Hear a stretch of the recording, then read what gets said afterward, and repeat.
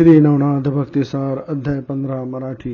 या अध्यायामध्ये गोरक्षनाथ, जालंधरनाथ, कानिफनाथ आणि मच्छिंद्रनाथ यांची कथा आहे। बद्रिकाश्रमात 12 वर्षे तपश्चर्या करून कानिफनाथ उत्तरेकडे निघाले। तसेच गोरक्षनाथ मच्छिंद्रनाथांचा शोध घेऊ लागले। हेलापट्टण गावात जाऊन येथे मच्छिंद्रनाथ योगी आले होते का याची चौकशी गोरक्षनाथ करत असता जालंधर नावाचे एक योगी या गावात आले होते, परंतु ते अचानक नाहीसे झाले असे त्यांना सांगण्यात आले। त्यामुळे जय अलख निरंजन अशी गर्जना करत असता जमिनीखालून त्यांना जय अलख निरंजन असा आवाज ऐकू आला। आपण कोण आहात असे गोरक्षनाथांनी विचारले तेव्हा मी जालंधर आहे असे उत्तर आले व मी दत्तात्रेयांचा शिष्य असून गोपीचंदामुळे मी येथे आहे असे सांगून मला नंतर कानिफनाथ भेटेल व तो मला येथून बाहेर काढेल व गोपीचंदाचा उद्धार करेल व नाथ संप्रदायाचा प्रसार करेल। हे ऐकल्यावर गोरक्षनाथ तेथून निघाले व जगन्नाथपुरीला गेले। कानिफनाथ तीर्थयात्रा करीत निघाले असता स्त्री राज्याच्या जवळ आले असता मारुतीने त्यांना स्त्री राज्यात प्रवेश करू दिला नाही व प्रचंड रूप धारण केले। त्यामुळे कानिफनाथ आणि मारुतीमध्ये युद्ध सुरू झाले। तेव्हा वायूने मारुतीला समजावले, हा मच्छिंद्रनाथासारखाच प्रतापी आहे, याच्या पुढे तुझे काहीही चालणार नाही, त्यामुळे तू त्याच्याशी मैत्री कर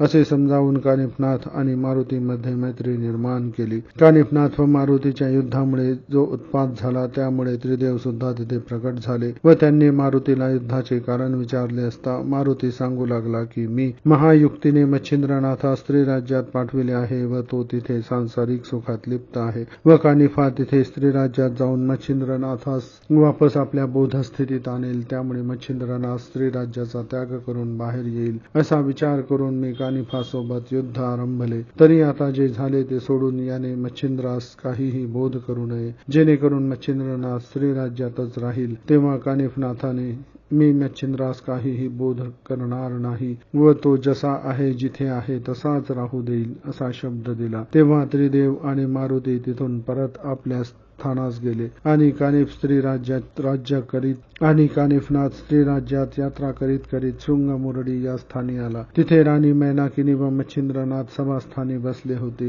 मच्छिंद्रनाथ व मैनाकिनीने कानिफनाथ व त्यांच्या शिष्यमंडळाचे उत्तम प्रकारे आदरातिथ्य केले। कानिफनाथाने जालंधरनाथ आणि स्वतःचा पूर्ण वृत्तांत मच्छिंद्रनाथास सांगितला। तेव्हा शंकर आणि दत्तात्रेयांचा हा शिष्य आहे हे समजून मच्छिंद्रनाथांनी त्याचे आदराने आदरातिथ्य केले। मारुतीने घातलेल्या अटीमुळे कानिफनाथ आपल्यास येथून घेऊन जाऊ शकत नाही हे ओळखून मच्छिंद्रनाथांच्या मनातील भीती नाहीशी झाली। या अध्यायाची फलश्रुती। या अध्यायाचे मनोभावे पठण श्रवण केल्याने घरातील छोटे मोठे संघर्ष थांबले जातील व परम शांती प्राप्त होईल असे ग्रंथात सांगितले आहे।